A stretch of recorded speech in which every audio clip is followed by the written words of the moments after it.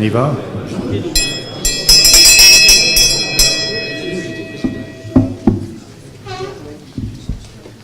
Bonjour à tous.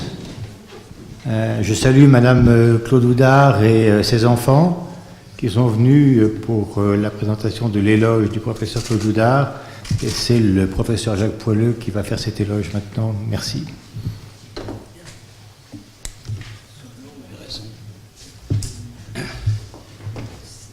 La disparition de M. Oudard n'a pas, mesdames, réduit votre famille, mais l'a transformée.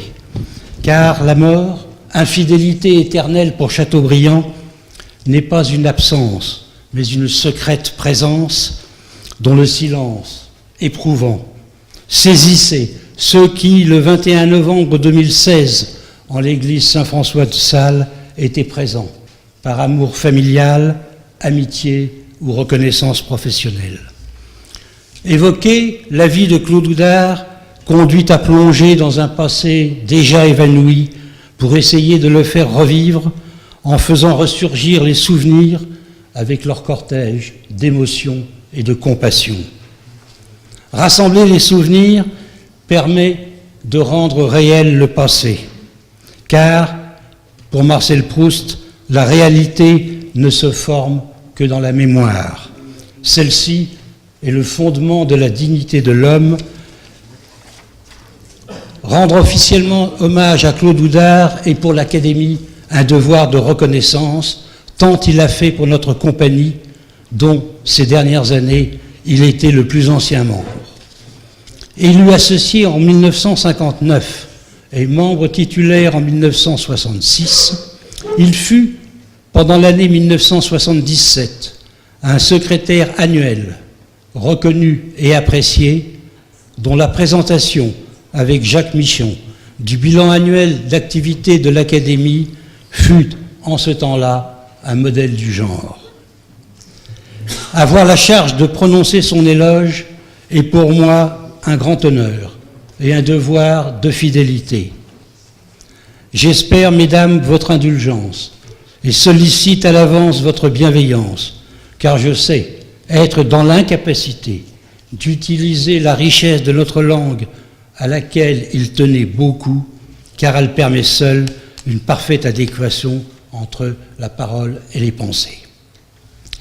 Claude Oudard est né le 6 juin 1921 à Épernay, au pays du Champagne, dont il aimait à louer, comme Voltaire, de son vin frais l'écume pétillante. Puis ce fut Paris. En 1941, il est nommé à l'externat. Et en 1943, à son premier concours, à l'internat des hôpitaux de Paris. Il est major d'une promotion dans laquelle on retrouve, entre autres, Bernard Pertuiset, Jean Forel, Philippe Monobroca, qui, à la fin de l'internat, obtiendra la médaille d'or en chirurgie. Concours auquel Claude Oudard ne put se présenter du fait de son engagement volontaire en 1944 dans l'armée de libération.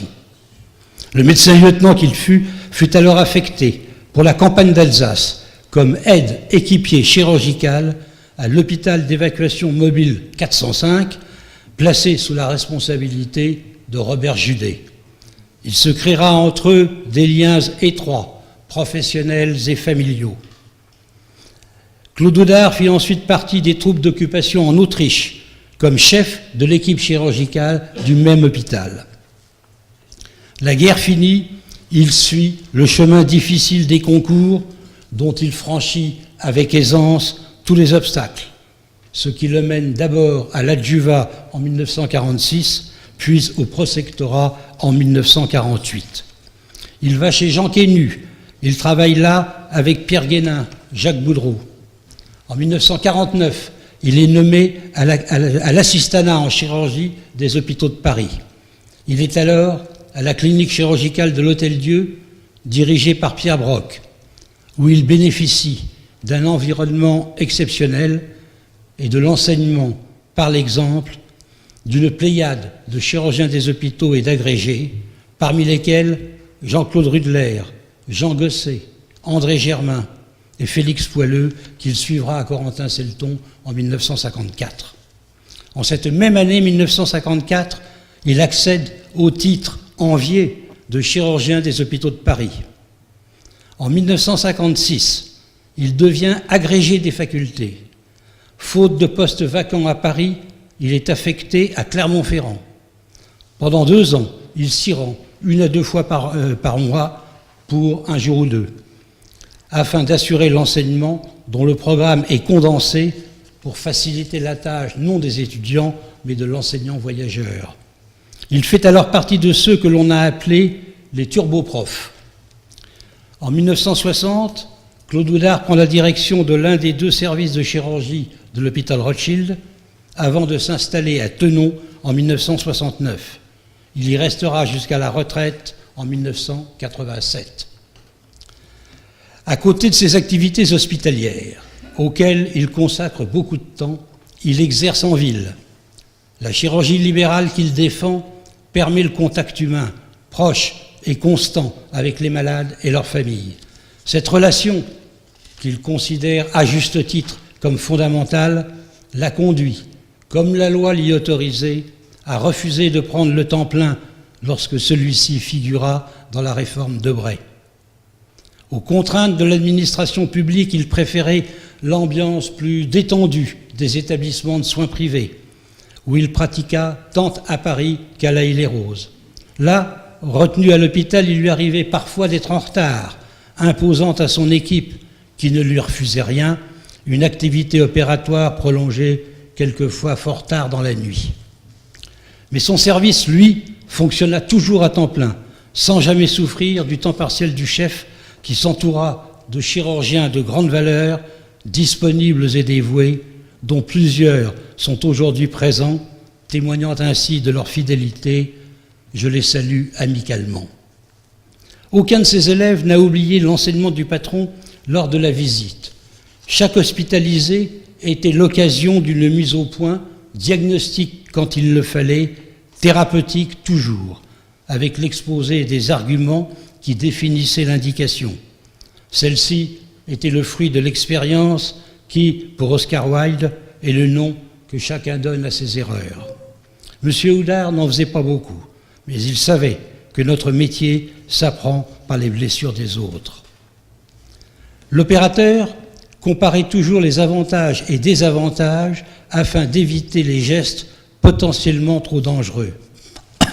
Il ne s'interdisait pas le risque, mais toujours après s'être préoccupé des conséquences prévisibles de l'acte envisagé, car, disait-il, il est immoral d'être imprudent.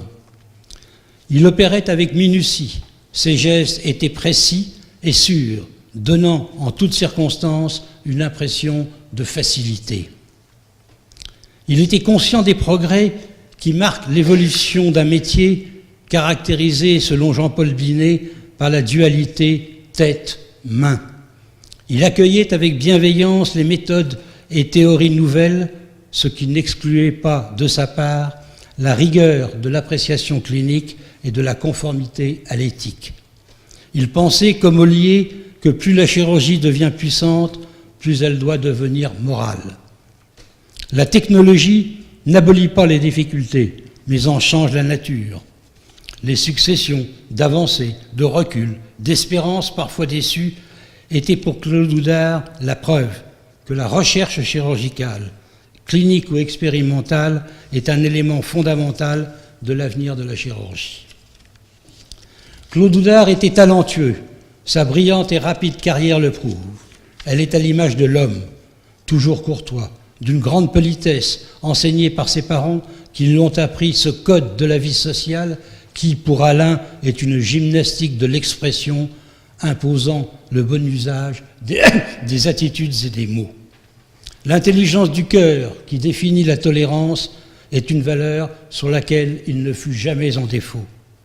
Modeste, il ne cherchait pas à paraître. Ce sorte de détachement par oubli de soi relevait de la simplicité.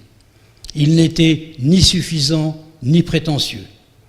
Pragmatique, il était peu intéressé par la gloire médiatique, mais hanté par le souci de soigner efficacement avec humanisme. Pour lui, en chirurgie, le pire péril et l'ignorance. Il a toujours cultivé l'amélioration des connaissances et cherché à atteindre et à transmettre la qualité suprême, résultat d'une intention, d'un effort et d'une scrupuleuse exécution.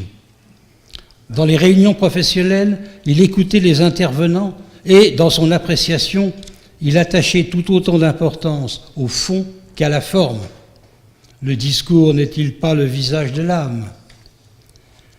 Claude Oudard aimait la musique, avec une prédilection pour l'opéra, mais son intense activité professionnelle, en plusieurs lieux, ne lui laissait guère de temps pour s'y adonner.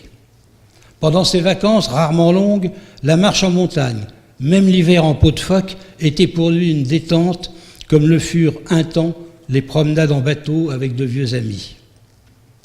Peu loquace sur sa vie extra-professionnelle, il ne fendait que rarement l'armure de sa pudeur pour laisser alors apparaître ses sentiments de grande affection pour ses filles et leurs enfants. La production intellectuelle de Claude Oudard est tout aussi impressionnante que sa carrière hospitalière. En 1949, il a soutenu sa thèse, inspirée par Jean Quenu, sur le diagnostic et le traitement des cancers de l'ampoule de Vater, pour lesquels il préconisait déjà la duodéno-pancréatectomie céphalique, dont, sans doute le premier en France, il en réalisa 2 à Cochin, avec la bénédiction du patron Jean Quenu, qui les rapporta à la tribune de l'Académie. Les cancers des voies biliaires, les pancréatites chroniques furent également des sujets de travaux à la base de réflexions ultérieures des jeunes chirurgiens. Pour s'éloigner de la chirurgie digestive et se rapprocher peut-être aujourd'hui du thème de la séance, le traitement des érythrocoèles, celui des prolapsus après hystérectomie retinrent son attention. De même que les fractures cervicales vraies du col du fémur, dont il fit à cette tribune une très belle communication, sans vouloir pour autant concurrencer ses amis et maîtres Jean et Robert Judet. Il était, et il en était fier, un praticien de chirurgie générale. La chirurgie de la paroi abdominale l'a toujours intéressé. Il proposa des améliorations techniques adoptées par beaucoup pour la cure des hernies inguinales et celle des éventrations. Ces travaux que je viens d'évoquer s'inscrivent dans la quarantaine de communications présentées à la tribune de l'Académie. Ces très nombreuses autres publications, dans diverses revues, ont permis à beaucoup de chirurgiens de bénéficier par la lecture de la grande expérience de Claude Oudard et de son équipe. Il participa à plusieurs ouvrages didactiques, comme le traité des urgences en chirurgie sous la direction de Pierre Broc, publié en 1956, le traité de sémiologie chirurgicale, publié en 1962, l'encyclopédie médico-chirurgicale dans laquelle il rédigea le tome consacré à la pathologie pancréatique. À la demande de René Loriche et de Pierre Broc, il écrivit en 1960 dans l'encyclopédie de la Pléiade le chapitre sur l'état actuel de la chirurgie digestive. Il fut l'un des principaux animateurs des staffs organisés chaque semaine le vendredi en fin de journée, d'abord à l'Hôtel-Dieu, puis à Corentin-Selton et enfin à Brousset.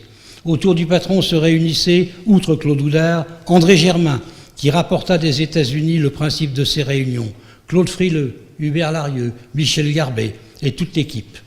Les actualités hépato-gastro-entérologiques de l'Hôtel-Dieu furent l'occasion de nombreux exposés de Claude Oudard avec publication régulière dans la revue éponyme. De même, il fut un maillon important des réunions Paris-Lille qui, chaque année, se tenaient en alternance dans les 2 villes et permettaient la confrontation des attitudes et des résultats sur des thèmes annuellement sélectionnés. Mes propos, mesdames, mes chers collègues, se voulaient un miroir du temps et ne sont qu'un modeste reflet de la vie de Claude Oudard. Homme intelligent et brillant, il fut un chirurgien admiré et un chef d'école respecté. L'académicien, lorsqu'il prenait la parole, était toujours écouté avec attention, car il savait aller à l'essentiel et dévoiler ce qu'il faut savoir. Sa pensée était profonde et son expression vivante. Il contribua beaucoup au progrès de la science chirurgicale, dont l'Académie est, par mission, le témoin et le défenseur au bénéfice de l'épanouissement de l'homme. La mort est le but et le sommet de la vie, a écrit Jean d'Ormesson. Celle de Claude Oudard laisse un grand vide au sein de notre compagnie, dont tous les membres comprennent, mesdames, votre peine et garderont le souvenir de l'homme et du chirurgien qu'ils apprécient et respectent. En leur nom, je vous assure de la compassion et de la sympathie de l'Académie nationale de chirurgie.